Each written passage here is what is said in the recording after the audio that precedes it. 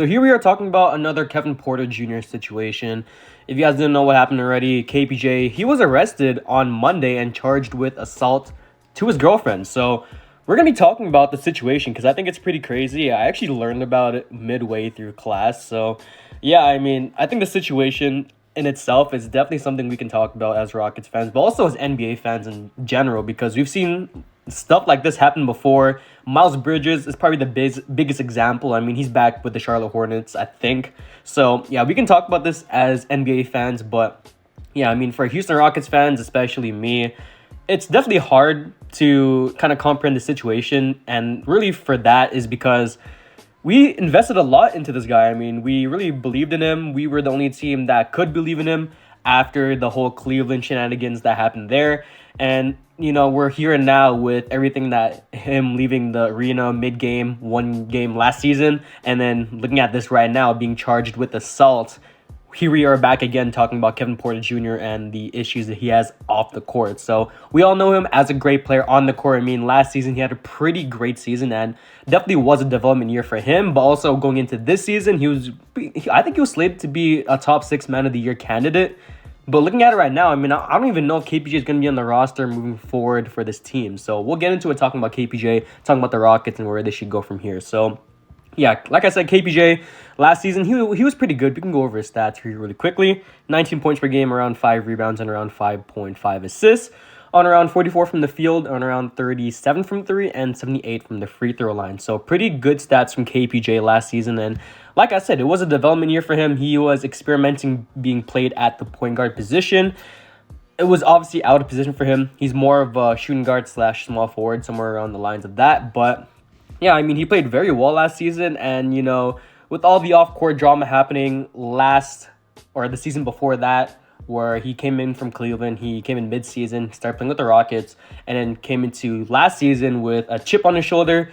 Did leave mid-game in one game against, I can't remember which game it was. I know him and Christian Wood were two of the guys that left during the game, so there was a little bit of controversy there, but everything kind of mended over.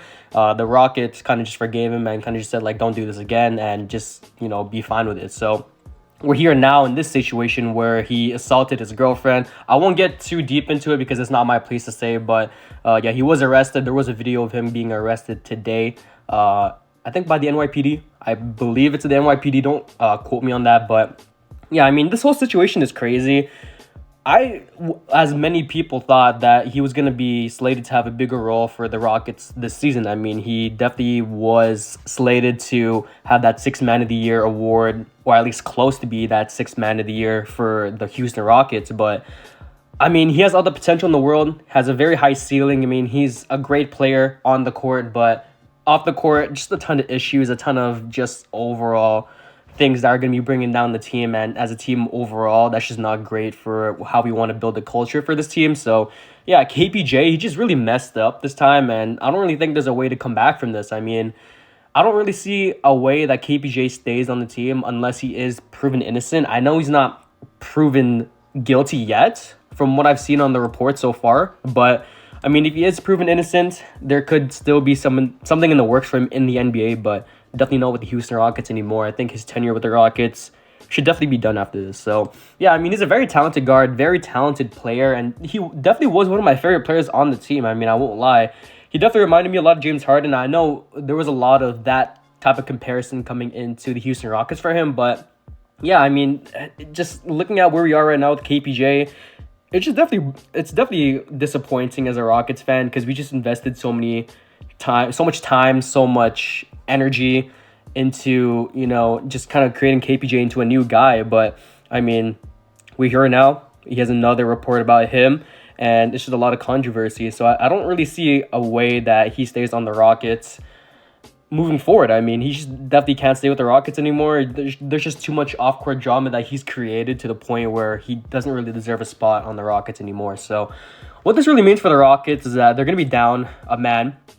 And, I think off the bench, it's going to be a lot more, I would say a lot more basic, because Amen Thompson, he's probably going to get more minutes now with KPJ, more or less out of the rotation. So Yeah, I mean, and another thing is that I think, with KPJ out of the six man of the year or out of the bench, basically, I think it definitely hinders Amen Thompson's development a little bit because I know KPJ definitely has some experience at the point guard position, being able to play make as a secondary duty. So, I mean, Amen Thompson, he's got to figure that out from Fred VanVleet and those type of guys on the team, which, obviously isn't that bad, but it would have been even better with a guy like a KPJ off the bench to help him. So, yeah, I mean, that's really it for the Houston Rockets situation here. I mean, nothing really going on too much in the NBA world. This is really just a surprise for everyone. Like I said, I figured it out, or I saw the news during class. Definitely was a shocker. I mean, it definitely was. I'm really praying that KPJ gets it together soon. And I don't know, I feel bad. I mean, I really do feel bad for his girlfriend. Obviously, I won't get into it.